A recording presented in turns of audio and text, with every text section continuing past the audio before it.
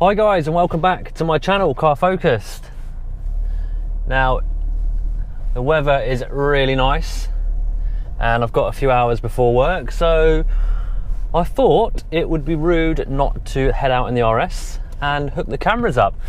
Now, it just also happens that I've owned this car for practically 2 years. I'm like a couple of days away from owning this car for 2 years, so I thought, why not do a 2-year summary? Because I did one last year for the year summary and that video proved quite popular. So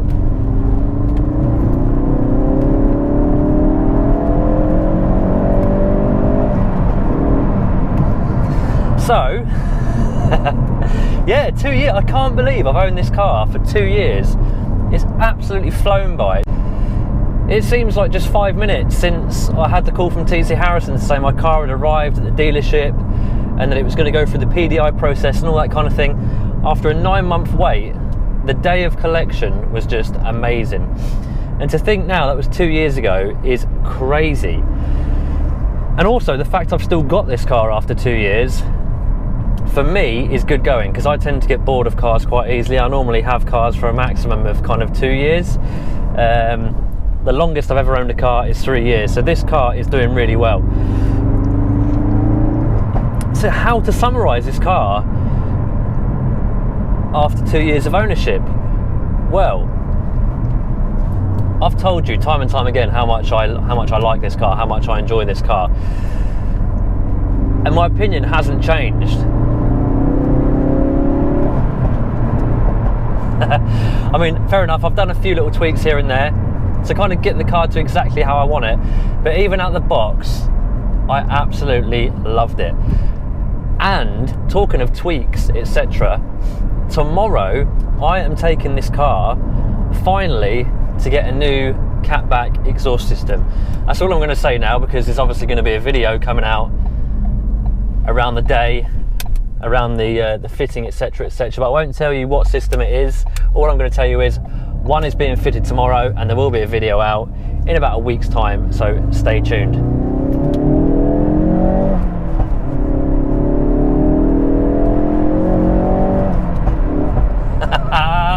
It just so happens that, as I've already said, the weather is amazing and I'm out on the B660, which is a sweet road near where I live, not too far from where I live. So I thought, why not head out for a hoon and include that in the video, just so you can kind of see what this car is all about. So yeah, all I really use this car for now is cyclist, as always a cyclist in the way. This is all I use this car for. I literally take it out of the garage, jump in it and take it for a blast, and that's what I love about this car now. It's just getting 100% use for what I bought the car for. I didn't buy the car for, doing all the shopping trips and work runs and stuff. I covered this in my last video. It just means now I am enjoying this car to the max. Every single mile I do in this car puts a smile on my face, and I'm not lying. So I am at 24,168 miles. Here in the UK, average mileage is said to be around 12,000 miles. So I'm pretty much bang on the average mileage now for this car. MPG wise, over 1,600 miles, I'm averaging 20 miles per gallon, which sounds shocking, I know, but like I say, this car is only used for literally taking out, going for a blast. So it's quite rare the car is, cruising on a motorway or anything like that, where the MPG is likely to rise. So 20 miles per gallon for spirited driving. I mean, for the fun that it does give you.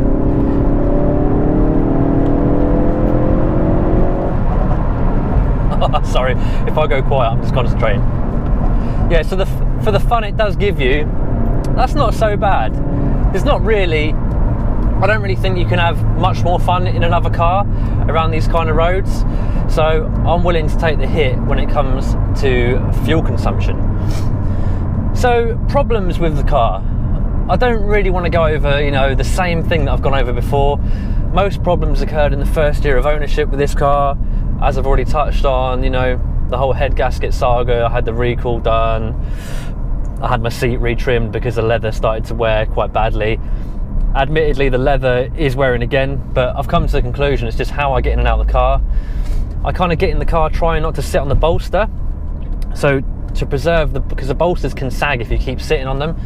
So I kind of swivel myself in the car, and my trousers or jeans just touch the bolster here, and over time it's gradually worn the leather away slightly. But I could even get like a Sharpie pen and probably colour that in and you wouldn't notice it.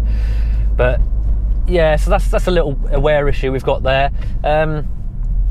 First year of ownership, I also had a problem with the clutch where the clutch pedal hit the floor a couple of times and stuck to the floor, and I had to physically pull it up. The system was the clutch system was drained and inspected, and there was said to be no problems, and I've had no issues since then. Maybe just an airlock or something, I don't know. And obviously after the recall, I developed the oil leak around the crankcase area, which I had sorted out about 4 months ago. And other than that, the car, I say other than that, it's had a new head gasket, which some people can say is quite serious, but the wrong head gasket was fitted on the car, so technically not the car's fault. Other than that, I've not had any issues with the car. I've just had wear and tear. I've replaced the brakes. I've gone through a set of front tyres. What have we got? Let's overtake this. This car is rapid. Yeah, I've gone through a set of front tyres. Both front and rear tyres now are about even on the wear. They're both probably around 3.5 mil, so they're going to need changing as a 4 soon. So yeah, basically I've changed the front tyres, the rears were fine, and now I'm getting round to changing the front tyres again. The rears are in the same situation, so I'm going to have to change all 4, which is going to be a pricey change. I've changed the front discs and the front pads. I've changed the rear pads, but the rear discs were fine. I've done 2 track days. Those brakes were changed out at about 22,000 miles.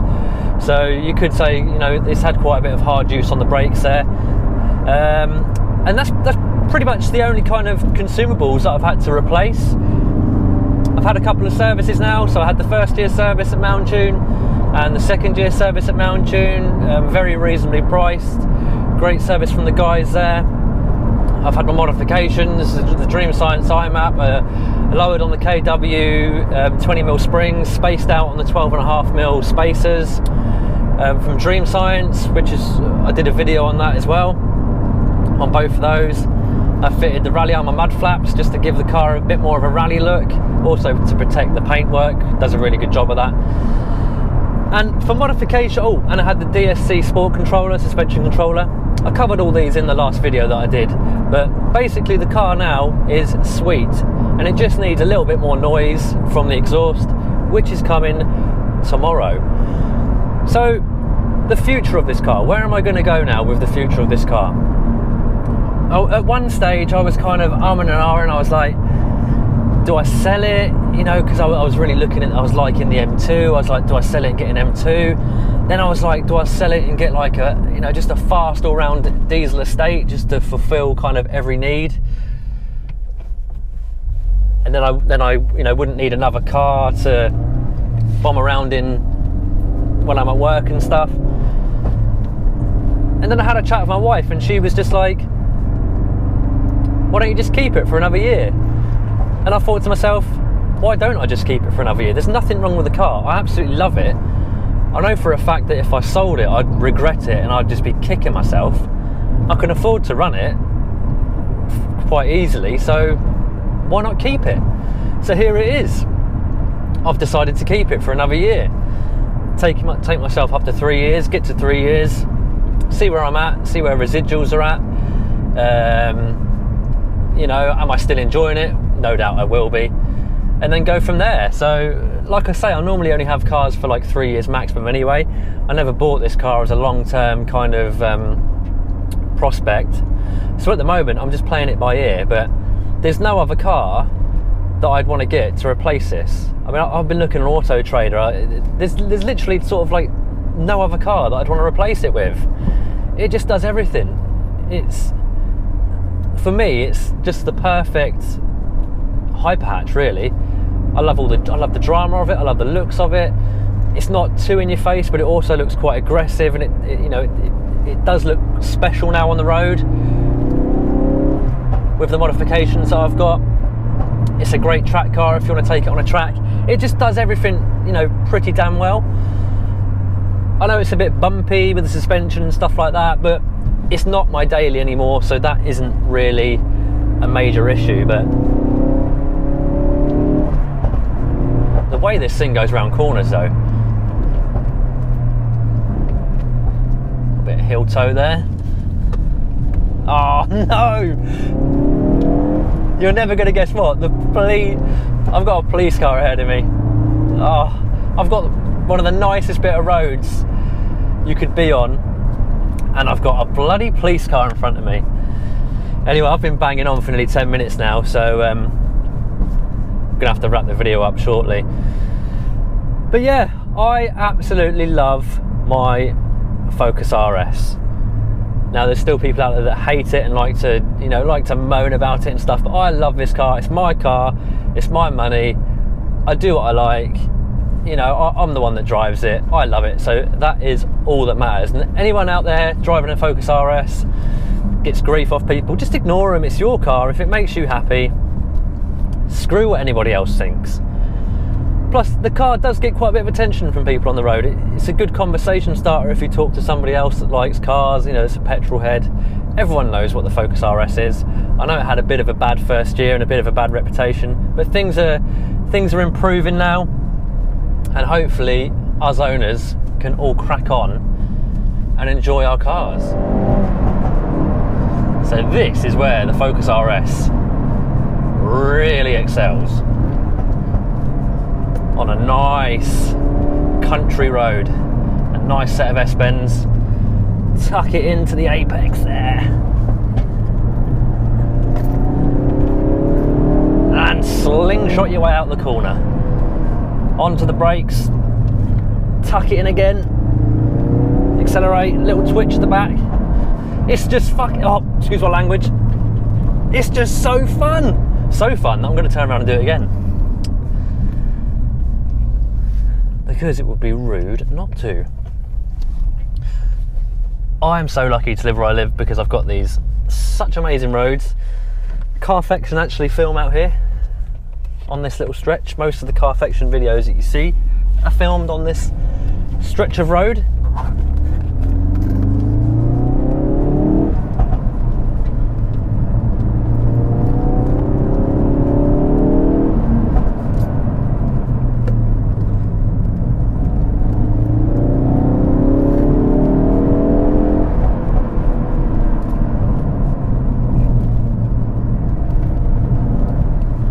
So quick at changing direction as well, this car.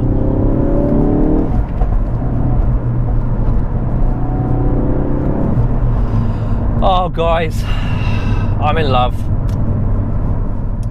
So yeah, that's my 2 years with the car. Not too much to discuss because it's all going pretty well. So that's it guys, just a quick 2-year recap.